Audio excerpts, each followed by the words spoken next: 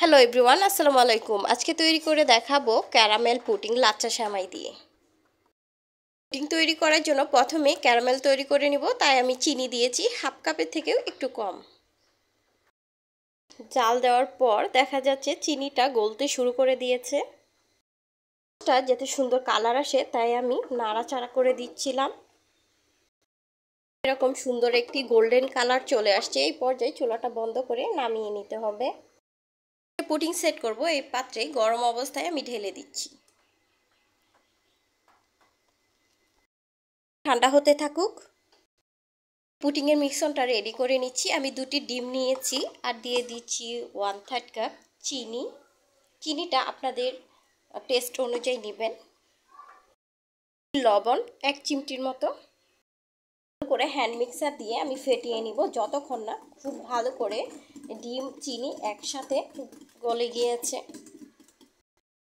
4 মিনিটের মতো আমি এভাবে করেই ফেটিয়ে নিয়েছি। খুব ভালো করে ফেটে গিয়েছে, দেখতে পাচ্ছেন একদম সাদা একটি কালার চলে আসছে। কালারটা একদমই চেঞ্জ। দুধটা আমি আগে থেকে জাল করে ঠান্ডা করে নিয়েছিলাম। দেওয়ার পর আমি আবারও খুব ভালো করে কিছুক্ষণ ফেটে নিব। ভালো করে মিশিয়ে নিয়েছি। সেমাই নিয়েছি, সেমাইটা খুব ভালো করে হাত দিয়ে আমি গুঁড়ো করে নিব। সম্ভব হয়েছে আমি গুঁড়ো করে নিয়েছি। এখন আমি এই মিক্সনটার মধ্যে দিয়ে দিচ্ছি সেমাইগুলো।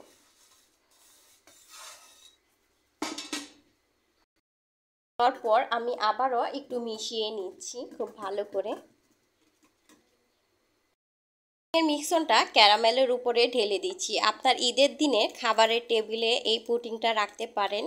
সেমাই তো সবসময় খেয়েছেন, একবার এই পুডিংটা বানিয়ে রাখেন, দেখবেন সবার আগে আপনার সেমাইয়ের আগে এই পুডিংটা ফুরুত করে দিবে মিনিটের মধ্যেই। বড় একটা হাঁড়ি বসিয়ে দিয়েছি, এর মধ্যে কিছু পানি দিয়ে একটা স্ট্রেনার দিয়ে এই স্ট্রেনারের উপরে আমি পুডিংয়ের বাটিটা বসিয়ে দিয়েছি। এখন এই পুডিংয়ের বাটির উপরে একটা ছোট ঢাকনা দিয়ে ঢেকে দিলাম। আরও একটি ঢাকনা দিয়ে ঢেকে 20 মিনিটের জন্য আমি জাল করে নিব এই পুডিংটা। 20 মিনিট পর ঢাকনাটা খুলে নিচ্ছি। এখনও চুলাটা ধরানো আছে, এখনও বন্ধ করিনি।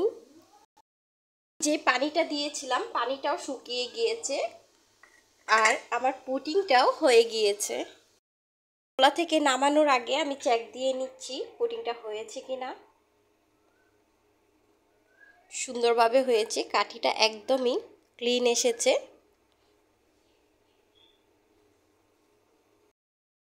পুডিংটা পাতিল থেকে বের করে নিয়েছি, ঠান্ডা হওয়া পর্যন্ত অপেক্ষা করব। 1 ঘন্টার মতো অপেক্ষা করেছি, পুডিংটা খুব সুন্দরভাবে ঠান্ডা হয়ে গিয়েছে। আমি একটা প্লেটে ঢেলে নিয়েছি, কতটা সুন্দর আসছে তাই না? আমি একটু কাছ থেকে দেখিয়ে দিচ্ছি কতটা সুন্দর এসেছে। খুব সুন্দর একটি কালার হয়েছে ক্যারামেলের। পুডিংটা অসাধারণ হয়েছে, এটা কেটে দেখানোর কিছুই নেই। আশা করছি আজকের রেসিপি অসাধারণ আপনাদের কাছে ভালো লেগেছে। এতক্ষণ ধরে আমার ভিডিওটা দেখার জন্য অসংখ্য ধন্যবাদ। আজকে এখানেই বিদায় নিব। সবাই ভালো থাকবেন, সুস্থ থাকবেন। আল্লাহ হাফেজ।